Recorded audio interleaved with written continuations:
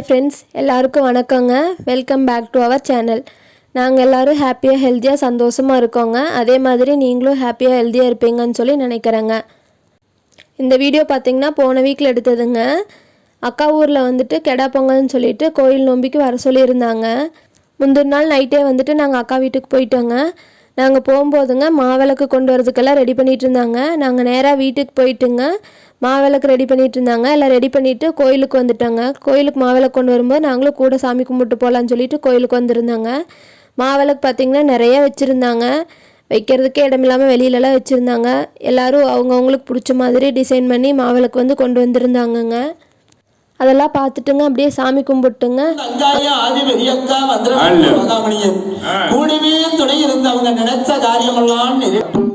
அந்த வீரமலை காளி எப்படி தவசி குவண்ணா மல்லம் குறிஞ்சிமலை சோங்கு அன்னவர்கள் வட்ட வடிவம் எப்படி வளர்ந்ததோ அதே போல பாலார செல்வமாக வாழ்க வளர்கிற வந்திருக்கின்ற தாயவரி அக்கா.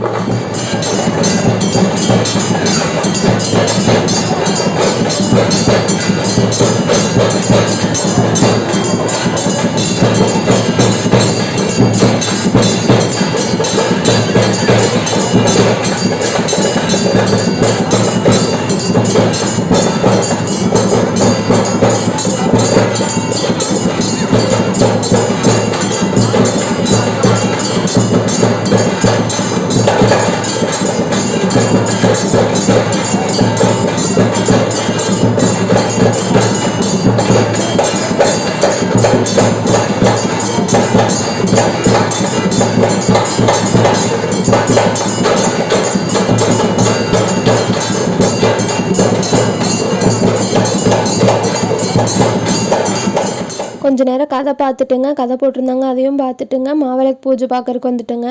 மாவிளக்கு பூஜை பார்த்துட்டு இருக்கும்போதுங்க அந்த ட்ரம் சவுண்டுக்கு குட்டீஸ் 2 பேர் நல்லா ஆட ஆரம்பிச்சிட்டாங்க. இது வந்து பார்த்திங்கன்னா அடுத்த நாள் எடுத்ததுங்க. அடுத்த நாள் மதியம் வந்துட்டு எல்லாம் விளையாடுறதுக்கு நிறைய ஆள் இருந்தனால கிரிக்கெட் விளையாண்டுருந்தாங்க. மரத்துக்கடியில் வேப்ப மரத்து நிழலுக்கு வந்துட்டு நம்ம சேரை போட்டு உட்காந்தோம்னா தூக்கம் செம்மையாக வருதுங்க. தலையில் இருந்த மூளை எடுத்து கொடுத்துருந்தாங்க குட்டீஸ்க்கு வறுத்து கொடுக்க சொல்லி. அதுதாங்க மூளை வறுவல் வந்து பண்ணியிருந்தாங்க.